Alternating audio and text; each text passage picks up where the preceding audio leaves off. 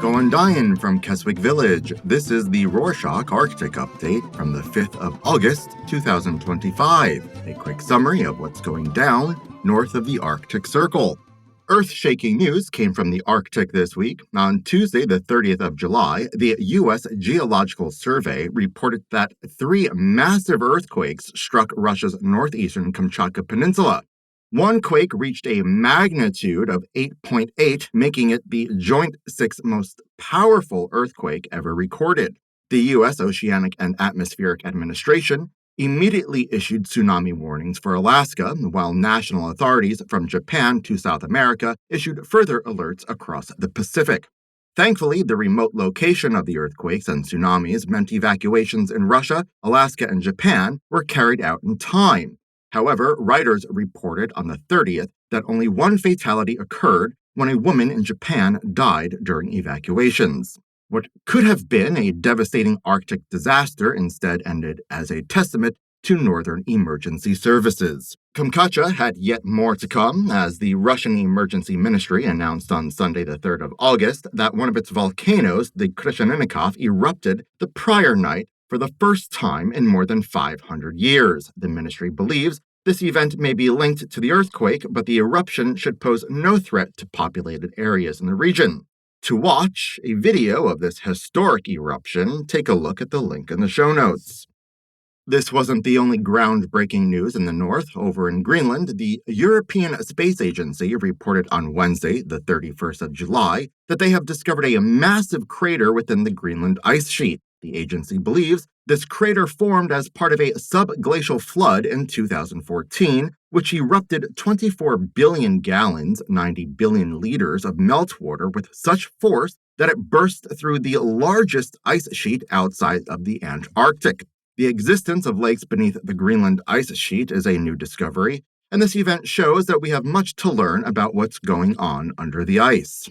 Earthquakes, volcanoes, and floods are challenging the Arctic landscape significantly, but beavers might just be the biggest drive of environmental change in the whole North. In a paper published on Wednesday, the 30th of July in the journal Environmental Research Letters by the Norwegian University of Science and Technology, scientists predicted that beavers will be moving northward, higher into the Arctic, as the climate warms. Satellite images show that beaver ponds in Alaska have more than doubled from 2003 to today, reaching over 11,000.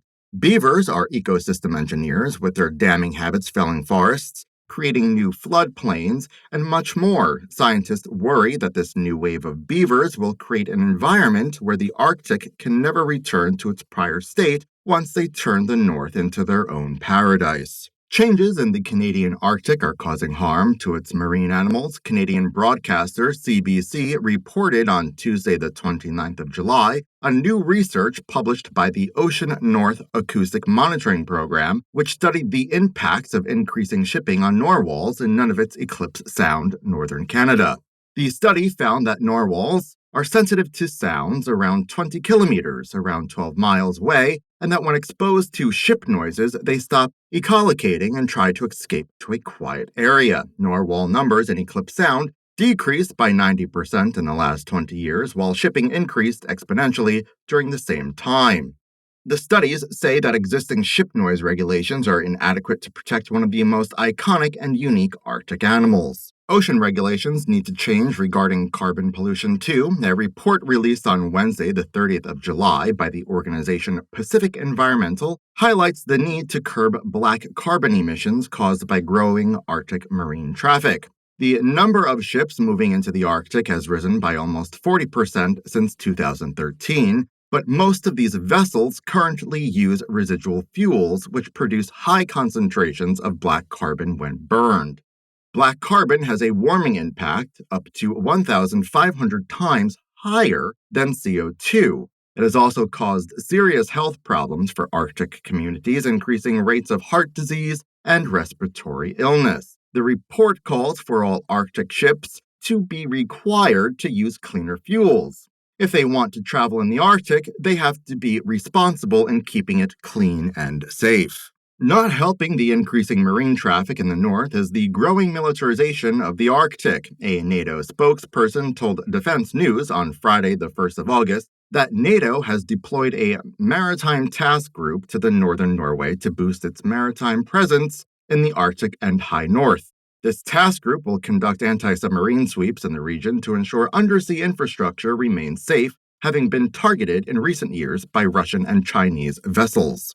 Russia's expanding Arctic ambitions are largely funded by its liquefied natural gas, or LNG, industry across the north. With 3 facilities currently active, Sergei Sivilov, the Russian energy minister, announced expansion plans on Thursday, the 31st of July. He revealed that Russia intends to build several new LNG facilities, including the Utluga project, Novsky Murmansk, and Arctic LNG 1 by 2050.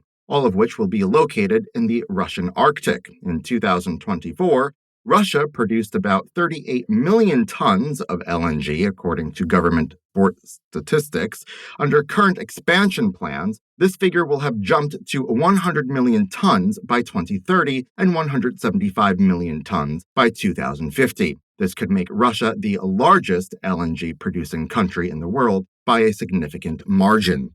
Let's move over to the U.S., where rural and indigenous communities are suing the government. On Thursday, the 31st of July, Alaskan news agency The Daily Yonder reported that a coalition of nonprofit tribes and local governments from across the country is suing the federal government over the cancellation of almost $3 billion in environmental grants for disadvantaged communities. Many small Alaskan communities have joined this coalition, with their homes and lives now threatened regularly by melting permafrost, flooding, and erosion. The prior Biden administration approved billions of dollars of funding to give at-risk communities, but the Trump government swiftly canceled this funding. The lawsuit will hold its first hearing on Tuesday, the 5th of August. Alaska's indigenous advocates are taking on the government in other ways, too. As reported by the news agency The Alaska Beacon, on Thursday, the 31st of July, Native tribes from Alaska and across the U.S. have gathered in Nevada in support of their LGBTQ+ community members. In January, Trump signed an executive order recognizing only 2 sexes, male and female. Yet Indigenous Americans have recognized the term Two-Spirit as a distinct gender outside of male or female since pre-colonization times. The attending indigenous tribes came together to assert their right to sovereignty within their lands, which extends to healthcare decisions within a community, including gender-affirming care for trans people.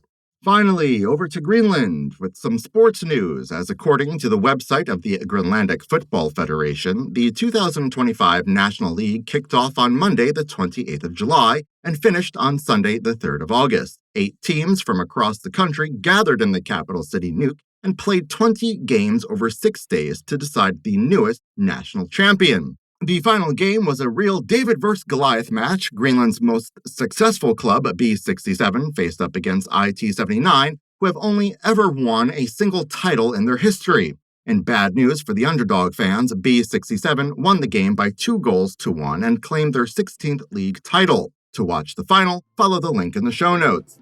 And that's it for this week. Thank you for joining us. Did you know that we do lots of other updates? We've got non-country updates. Apart from the Arctic show, we've got the ocean and multilateral updates and country updates with a selection of nations from across the world. Check the full list with the link in the show notes. Adios.